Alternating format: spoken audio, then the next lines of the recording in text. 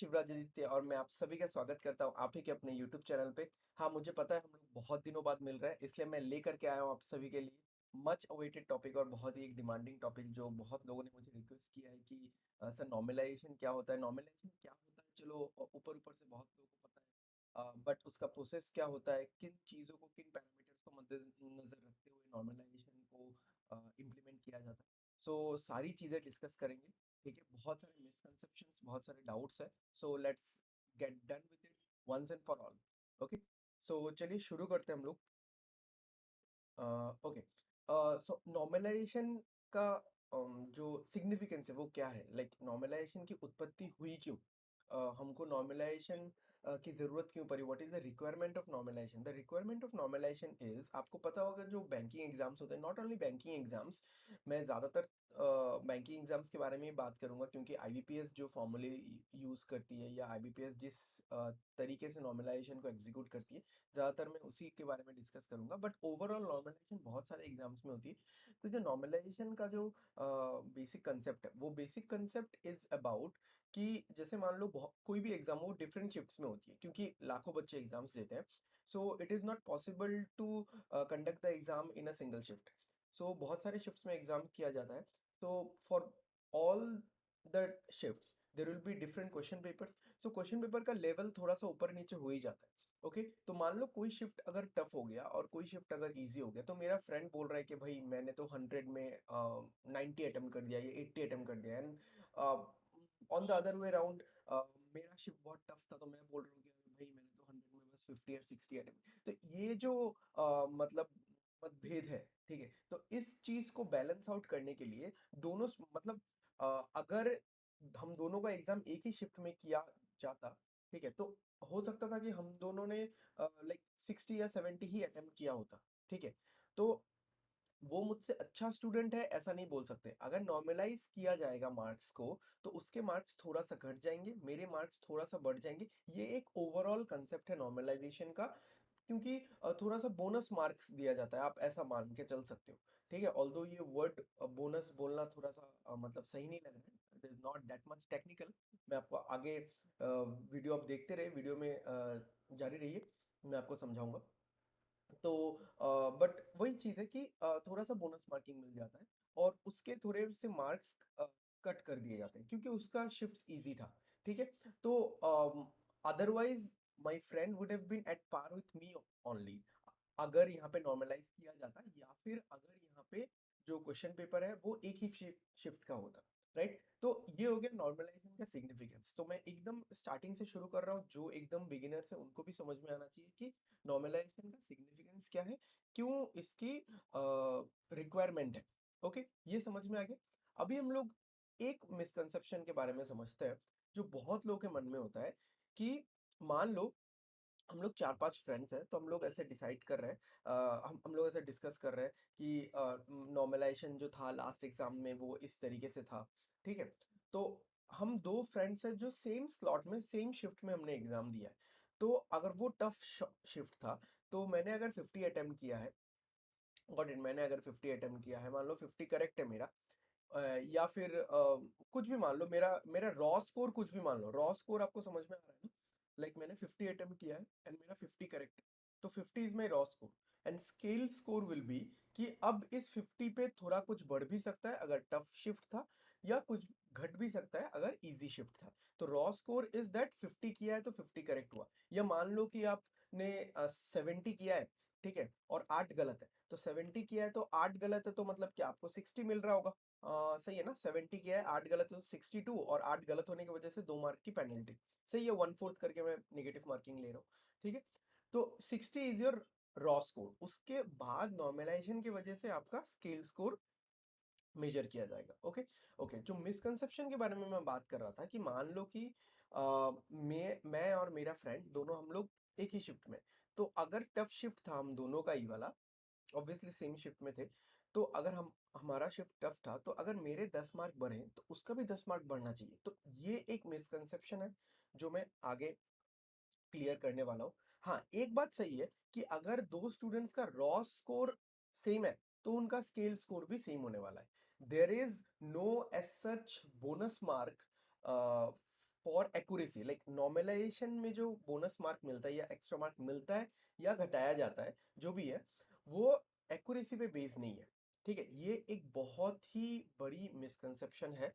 ठीक है, हाँ, बाय डिफॉल्ट इन जनरल अगर मेरी एक्यूरेसी ज्यादा है, तो मुझे मार्क्स भी ज्यादा ही मिलेंगे। मतलब unless I am attempting like only 25-30 questions, अगर मैं डिसेंट स्टूडेंट हूँ, डिसेंट एस्पिरेंट हूँ, अगर मैं प्रिपेयर कर रहा हूँ, लाइक 100 में 60-70 अटेम्प्ट्स करके आ रहा हूँ, और दूसरा भी कोई डिसेंट एक एस्पिरेंट 60-70 अटेम्प्ट करके आ रहा है, तो मेरी अगर एक्यूरेसी ज्यादा है, तो दिस इज कॉमन सेंस कि मेरे मार्क्स ज्यादा होंगे। बट डायरेक्टली एक्यूरेसी ज्यादा है इसलिए बोनस मार्क आपको दिया जाएगा, ऐसा नहीं होगा।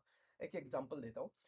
50 क्वेश्चंस, एक स्टूडेंट ने 50, सेम शिफ्ट, ठीक है, सेम शिफ्ट मान लो, दो स्टूडेंट सेम शिफ्ट में है, एक स्टूडेंट ने 50 क्वेश्चंस किया, उसके ऑल करेक्ट है, तो उसको 50 मिलेगा, यानी 50 उसका रॉ स्कोर है, राइट। और एक स्टूडेंट जिसका जिसने 60 अटेम्प्ट किया, ठीक है, 60 अटेम्प्ट किया और 52 करेक्ट है, तो 8 गलत है, तो 52 करेक्ट है तो 52 आ गया, और 8 गलत के ने पेनल्टी चला जाएगा 2 मार्क का, तो उसका भी रॉ स्कोर 50 हो गया। तो दोनों स्टूडेंट्स के एक्यूरेसी में बहुत फर्क है, एक ने 50 अटेम्प्ट करके 50 लाया और एक ने 60 अटेम्प्ट करके 50 लाया, पर दोनों का रॉ स्कोर क्योंकि सेम है, तो दोनों का स्केल स्कोर भी सेम होगा। एक्यूरेसी का नॉर्मलाइजेशन से कुछ लेना देना नहीं है। Got it? ओके। तो फिर कैलकुलेट कैसे होता है? ठीक है, नॉर्मलाइजेशन का कैलकुलेशन कैसे किया जाता है? ठीक है, so I will not dig deep into like IBPS जो भी फॉर्मूलाज वगैरह यूज करती है। ठीक है, देखो, ये वाला जो पूरा एक फॉर्मूला होता है, ये वाला आईबीपीएस के द्वारा यूज किया जाता है। ठीक है, क्योंकि जो सैंपल होता है वो बहुत बड़ा होता है, लाइक 10, 20, 30 लाख लोगों का सैंपल होता है। मैं आज जो सैंपल ले रहा हूँ वो बस मतलब 3-4 स्टूडेंट, 10 स्टूडेंट का सैंपल लेके कर रहा हूँ, तो वहां पे आपको इतना मतलब वेरिएंस समझ में नहीं आएगा। ठीक है, बट फिर भी आपको एक वे पता चल जाए, एक अप्रोच पता चल जाए कि नॉर्मलाइजेशन का होता क्या है। देखो, आपको अपनी पढ़ाई करनी है, बस बिंदास पढ़ाई करो, इतना कुछ सब कुछ मत सोचो, give your best shot. But फिर भी एक माइंड में एक एस्पिरेंट का रहता है बहुत, क्योंकि मुझे भी वीडियो बनाने का इतना भी मतलब मन नहीं था कि नॉर्मलाइजेशन पे मतलब क्यों ही बनाऊं मैं वीडियो, मतलब स्टूडेंट्स करेंगे ही क्या उससे। अच्छा है कि मैं एक टॉपिक का वीडियो बना देता हूँ, कुछ क्वेश्चंस सॉल्व कर लेते हैं, कुछ कंसेप्ट तो सीखने को मिलेगा। बट बहुत लोगों ने मुझे बोला कि नॉर्मलाइजेशन क्या है, कैसे होता है। तो after all getting all the queries, मैंने सोचा चलो खत्म करते हैं भाई, एक बार में सब कुछ खत्म करते हैं। ओके, तो ये वाला है, IBPS uses this sort of thing for calculating normalization, जिसको मैं एकदम सिंप्लीफाई करने वाला हूँ। ठीक है, इसमें तो आपको कुछ भी समझ में नहीं आ रहा होगा। ओके, तो IBPS जो मेथड यूज करती है उस मेथड का नाम है इक्वी परसेंटाइल मेथड। ठीक है, तो अब इक्वी परसेंटाइल मेथड में आप अगर देख रहे होंगे तो यहाँ पे परसेंटाइल यूज किया जाता है। मैं बताता हूँ आपको, यहाँ पे परसेंटाइल यूज किया जाता है। ठीक है, तो परसेंटाइल कैसे निकाला जाता है, यहाँ पे total students in A shift minus rank of candidate in that shift divided by total students in a shift minus 1 into 100। अब इसको आपको रटने की कोई जरूरत नहीं, बहुत ही एकदम सिंपल सा कंसेप्चुअल चीज है। अब परसेंटाइल का मतलब क्या है, अगर आपके 75% आ रहे हैं, यानी आपके नीचे 75% स्टूडेंट्स हैं और आप टॉप 25 स्टूडेंट्स में हो। ठीक है, तो अगर आपका परसेंटाइल 99% आ रहा है, आपने सुना होगा बहुत बड़े बड़े एग्जाम्स में, इंडिया के बड़े बड़े एग्जाम्स में लोगों का जो परसेंटाइल है वो 99 परसेंटाइल आता है। इसका मतलब है कि उस स्टूडेंट्स के नीचे 99% परसेंट स्टूडेंट्स लाई कर रहे हैं और वो स्टूडेंट टॉप 1% में है। Got it? तो इसका एक छोटा सा एग्जांपल आप देख लो। जैसे मान लो यहाँ पे स्टूडेंट्स है, 5 स्टूडेंट्स है, ठीक है, तो पांचों स्टूडेंट्स का आउट ऑफ 50 यहाँ पे मैंने मार्क्स लिख रखा है। ठीक है, डिक्रीजिंग ऑर्डर में है, तो रैंक भी लिख रखा है मैंने। अब ये जो स्टूडेंट है, पहला स्टूडेंट, ठीक है, ये टॉपर है, तो इसके नीचे सारे स्टूडेंट्स ही आ रहे हैं ना, तो यहाँ पे ये -1 क्यों किया गया? देखो, टोटल स्टूडेंट्स इन शिफ्ट, ये तो 5 है, minus rank of the students, तो 4।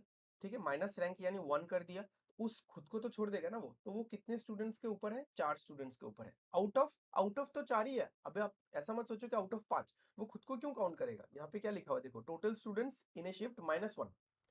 ठीक है, खुद को छोड़ते हुए वो 4 स्टूडेंट्स के ऊपर है, आउट ऑफ 4 स्टूडेंट्स, तो 100% हो गया। अब ये वाला जैसे स्टूडेंट है, मान लो इसका रैंक 2 है, ठीक है, इसका रैंक 2 है, तो ये कितने स्टूडेंट्स के ऊपर है? चलो अब बिना फॉर्मूला के ऐसे देखते हैं, ये एक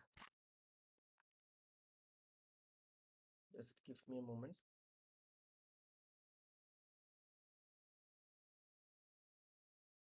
ये एक, दो, तीन स्टूडेंट्स के ऊपर है। ठीक है, तीन स्टूडेंट्स के ऊपर है, आउट ऑफ कितना, आउट ऑफ एक, इसको खुद को नहीं काउंट करेगा वो, दो, तीन, चार, तो आउट ऑफ चार, तीन स्टूडेंट्स के ऊपर है, 3/4 multiplied by 100 is equal to 75%। तो इस तरीके से आपका परसेंटाइल जो है वो परसेंटाइल कैलकुलेट किया जाता है। यहाँ पे मैंने 5 ही स्टूडेंट्स लिया है, इसलिए यहाँ पे ये जीरो हो गया। ठीक है, अदरवाइज जीरो तो बहुत नीचे जाके जीरो होता है। ओके, तो ये हो गया परसेंटाइल वाला फंडा। आपको मैं धीरे धीरे लेके जा रहा हूँ। ठीक है, जहाँ जो इलस्ट्रेटिव डेटा मुझे समझाना है आपको। ओके, अभी आता है यहाँ पे। तो जैसे यहाँ पे तीन स्लॉट है, मैंने यहाँ पे तीन स्टूडेंट्स का ले लिया। ठीक है, तो अभी एक चीज देखो, जो ये वाला स्लॉट था, पेन का कलर चेंज कर देता हूँ। ओके, ये वाला स्लॉट था, ये सबसे इजी था। ठीक है, ये इजी था, ये मॉडरेट है, सॉरी मैं उल्टा ही लिख रहा हूँ।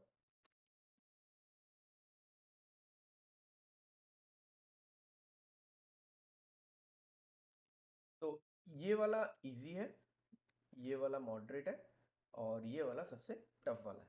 ठीक है, अब मार्क्स इंक्रीज करना हो डिक्रीज करना हो वो तो आईबीपीएस के ऊपर है। कुछ लोग बोलते हैं कि एकदम डंके की चोट पे बोलते हैं कि आईबीपीएस हमेशा मार्क इंक्रीज ही करता है, बट हमने देखा है लास्ट एक साल के बहुत सारे एग्जाम्स में आईबीपीएस ने मार्क्स काफी सारे डिक्रीज ही किए हैं। अगर मार्क्स डिक्रीज करना होता है तो वो लोग क्या करते हैं, अगर 7 स्लॉट में एग्जाम होता है तो 7 या 8 स्लॉट में एग्जाम होता है यूजुअली। ठीक है, तो क्या होता है कि वो लोग एक मिडिल वाला शिफ्ट ले लेते हैं जो एकदम एवरेज है, या मिडिल का एक शिफ्ट ले लेते हैं या दो शिफ्ट ले लेते हैं। ठीक है, तो सारे शिफ्ट के मार्क्स को वहां पे लाते हैं। तो जो इजी वाले शिफ्ट्स है उनका तो घट जाता है, और जो टफ वाले शिफ्ट्स है उनका बढ़ जाता है। ठीक है, तो यहाँ पे बेस लेना बहुत जरूरी है कि कौन से स्लॉट को, जैसे यहाँ पे मैंने 3 स्लॉट लिया हुआ है, तो कौन से स्लॉट को आप बेस मान के काम करोगे। ठीक है, तो जैसे मान लो कि मैं अगर जो इजी शिफ्ट है उसको अगर मैं बेस मान के काम करूं, तो इस वाले शिफ्ट का भी मार्क्स बढ़ने वाला है, इस वाले शिफ्ट का भी मार्क्स बढ़ने वाला है। ठीक है, बट ये चीज हमेशा होता नहीं है, आईबीपीएस ऐसा हमेशा नहीं करती कि मार्क्स वो बढ़ा ही देती है, वो मार्क्स घटाती भी है। तो इससे यही पता चलता है कि वो लोग मीडियम वाले शिफ्ट को बेस ले लेते हैं। ठीक है, तो टफ वाले का तो मार्क्स बढ़ेगा, ये वाला जो टफ वाला जो स्लॉट है उनके मार्क्स बढ़ जाएंगे, और जो इजी वाले स्लॉट है उनका मार्क्स घट जाएगा। ठीक है, तो यूजुअली ऐसा ही होता है, कुछ कुछ का मार्क्स बढ़ता है, कुछ का घट जाता है। अब ये चीज होता कैसा है, ठीक है, और वो मिसकंसेप्शन कि सेम स्लॉट वाले का सेम मार्क्स ही बढ़ेगा। ठीक है, अगर मैं और मेरे दोस्त सेम स्लॉट में थे, टफ शिफ्ट था, अगर मेरा मार्क्स 10 इंक्रीज हो रहा है तो उसका क्यों नहीं होगा 10 इंक्रीज। ठीक है, तो उस चीज को समझते हैं।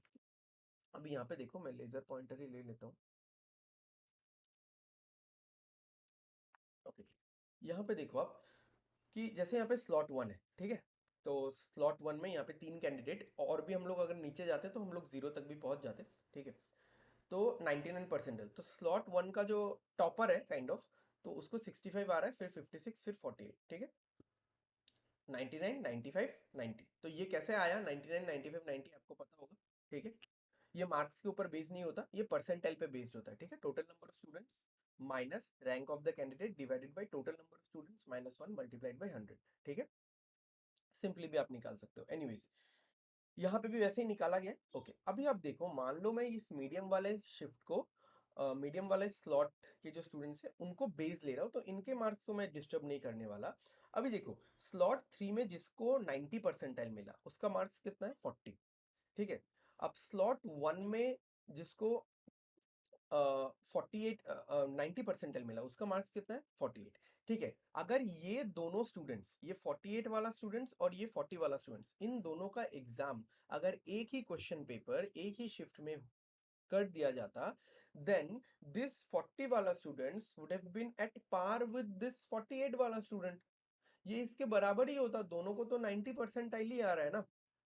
ठीक है, तो इक्वी परसेंटाइल मेथड से काम करता है, तो परसेंटाइल यहाँ पे सेम कर दिया जाता है, मतलब परसेंटाइल सेम मान के मार्क्स को यहाँ पे डिस्ट्रीब्यूट किया जाता है। तो यहाँ पे किया क्या जाएगा, यहाँ पे किया क्या जाएगा कि इसके मार्क्स को 8 बढ़ा दिया जाएगा, सो दैट ये इसके लेवल में आ जाए। ठीक है, सॉरी, हम लोग इसको बेस मान रहे हैं ना।